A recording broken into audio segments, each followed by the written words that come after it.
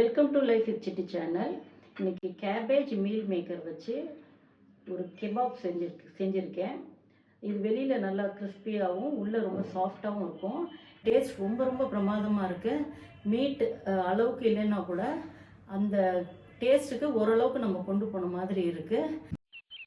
1/4 kilo முட்டைக்கோஸுக்கு ஒரு 100 gram meal maker எடுத்து வச்சுருக்கேன். தண்ணி இல்லாமல் பிழிஞ்சு மிக்ஸி ஜாரில் போட்டுக்கலாம். இதோட இஞ்சி பூண்டு பேஸ்ட் 1 ஸ்பூனு, கொத்தமல்லி கொஞ்சம், கரம் மசாலா 1 ஸ்பூனு, சீரகத்தூள் கொஞ்சம், மிளகாத்தூள் கொஞ்சம், காரத்துக்கு தகுந்தாப்புல போட்டுக்கலாம். வெங்காயம் கொஞ்சம் உப்பு. இதை கொரகொரப்பாக மிக்சியில் போட்டு அரைச்சி எடுத்துடலாம். இந்த மாதிரி நல்லா கொரகொரப்பாக அரைச்சாச்சு. இதை ஒரு பவுலில் ட்ரான்ஸ்ஃபர் பண்ணிக்கலாம். தண்ணி ஊற்றாமல் கொரகொரப்பாக அரைச்சி எடுத்துருக்கணும். அப்போ தான் கெபாப் பண்ணும்போது ஈஸியாக இருக்கும். இதோட சீவி வச்ச முட்டைக்கோசையும் சேர்த்துக்கலாம். பச்சை மிளகா கொஞ்சம், வெங்காயத்தான் கொஞ்சம், இன்னும் கொஞ்சம் உப்பு, கொஞ்சம் பட்டர் யூஸ் பண்ணுறேன். கார்ன்ஃப்ளவர் 2 டேபிள் ஸ்பூன், மைதா மாவு 1 டேபிள் ஸ்பூன், வெள்ளை எள்ளு கொஞ்சம். இப்போ இதை நல்லா பிசைஞ்சிக்கலாம். இதை நான் ஷாலோ ஃப்ரை பண்ண போகிறேன். இப்போ நல்லா மிக்ஸ் பண்ணி எடுத்துட்டேன். உப்பு காரம் எல்லாம் பார்த்தாச்சு, டேஸ்ட் பார்த்தாச்சு.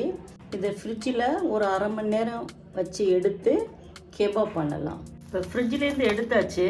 மாவு நல்லா இறுகியிருக்கு. கெபாப் செய்ய ஆரம்பிக்கலாம். கையில் கொஞ்சம் எண்ணெய் தடவிட்டு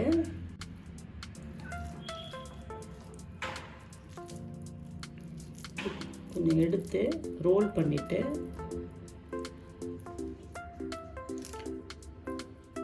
ஒரு குச்சால நடுவில் ஒரு ஹோல் பண்ணிக்கலாம். இப்போ இதை கிரில் பண்ண போகிறதில்ல, ஷாலோ ஃப்ரை தான் பண்ண போகிறோம். இதில் இருக்கிற முட்டைக்கோஸ் எல்லாமே ராவாக இருக்கிறதுனால நம்ம நடுவில் வேகணுங்கிறதுக்காக ஒரு சின்னதாக ஒரு ஹோல் போட்டுக்கிறோம். நம்ம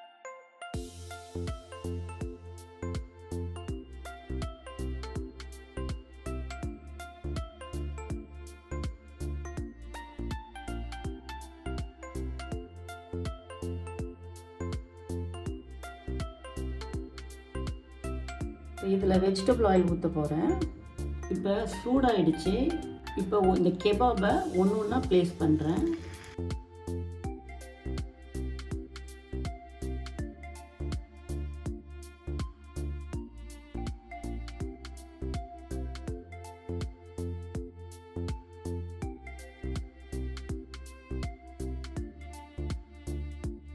இந்த கெபாப்க்கு யோகர்ட் சாஸ் பண்ணுறேன். அதுக்கு யோகர்ட் கொஞ்சம் திக்காக எடுத்திருக்கேன். வெள்ளை பூண்டை கொஞ்சமாக வாசனைக்கு போடணும், ரொம்ப போடக்கூடாது. கொஞ்சம் சால்ட்டு, பேபி ஆரஞ்சு எடுத்திருக்கேன். இதோட வாசனை ரொம்பவே பிரமாதமாக இருக்கும்.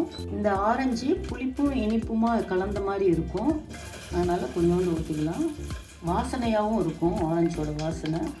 இப்போ வெஜ் கபாப்க்கு இந்த சாஸ் ரெடி ஆகிடுச்சு.